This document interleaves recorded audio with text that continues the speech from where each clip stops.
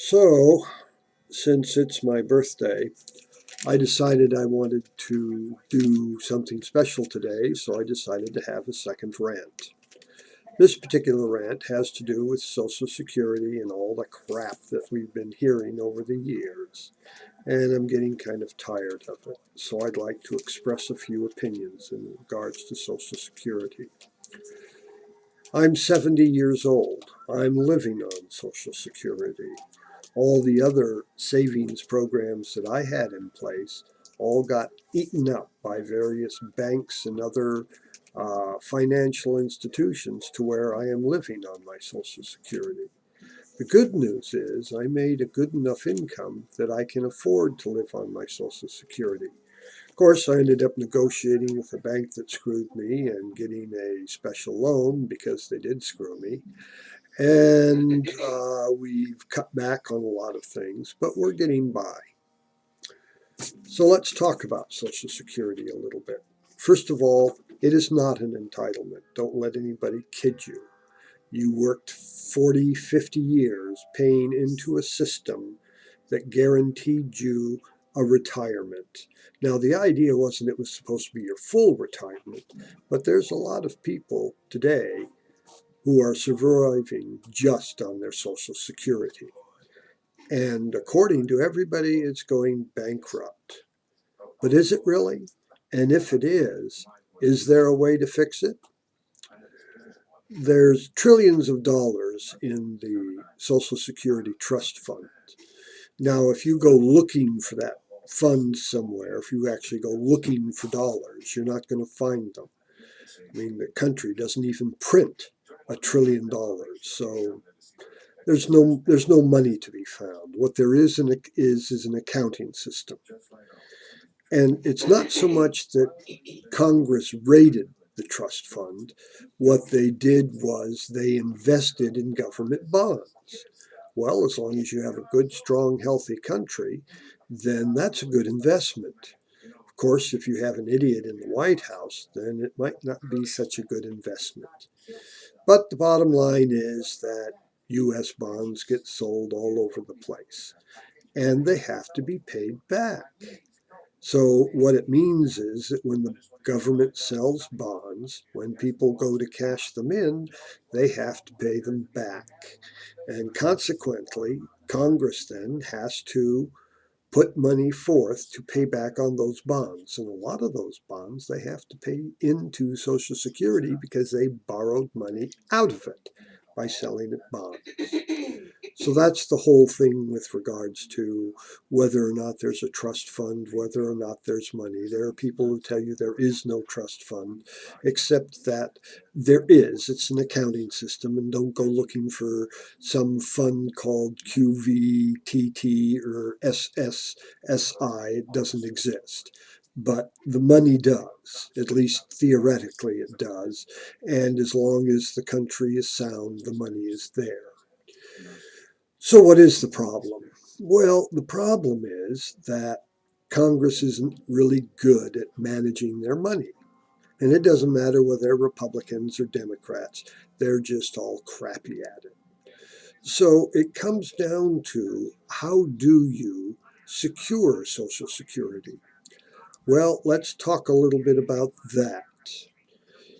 If you make $118,500, 6.2% of your income goes in to Social Security.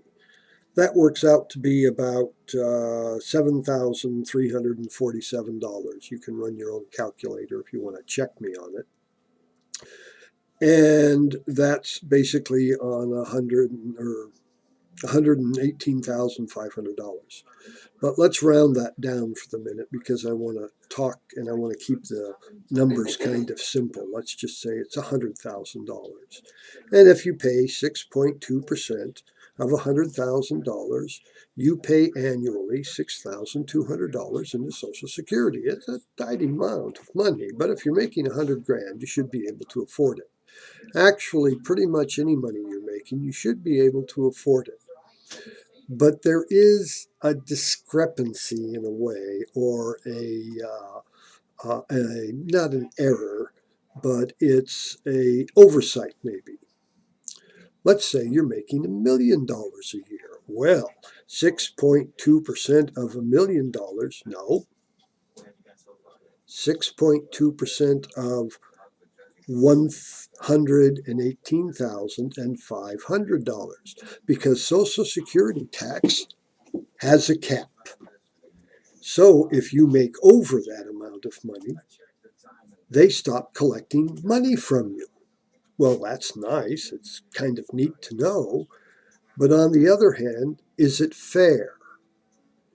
Now, if somebody is making $1 million and they pay $7,347 into Social Security, and a guy making $100,000 is paying $6,200, where's the equity? Why is it like that? The guy who's making $1 million, it turns out, is paying 6,000th of a percent into Social Security. And the guy who's paying or getting $100,000, he's paying 6%. You see the point? The guy who's making a whole lot more money is paying a lot lower percentage into Social Security. I don't care about the dollar amount. It's the percentage. Because I've got news for you. If somebody's making $1 million, they could afford $62,000 into Social Security, because the difference in the actual money that he's getting is a lot more than he should be spending. If you can't live on $1 million a year, you're doing something wrong and you need to fix it. Want to save Social Security? You can do two things. Number one, remove the cap. Let the multimillionaires who are paying taxes pay their share of Social Security. We're not asking them to pay a greater percentage. We're simply asking them to share the same percentage that I had to pay. So whether you're making 10 million a year or 100 million a year or $1 billion a year, why aren't you paying 6.2% into Social Security? Because you want to know something? That would save it. That would discontinue any of the arguments about whether or not Social Security would be solvent.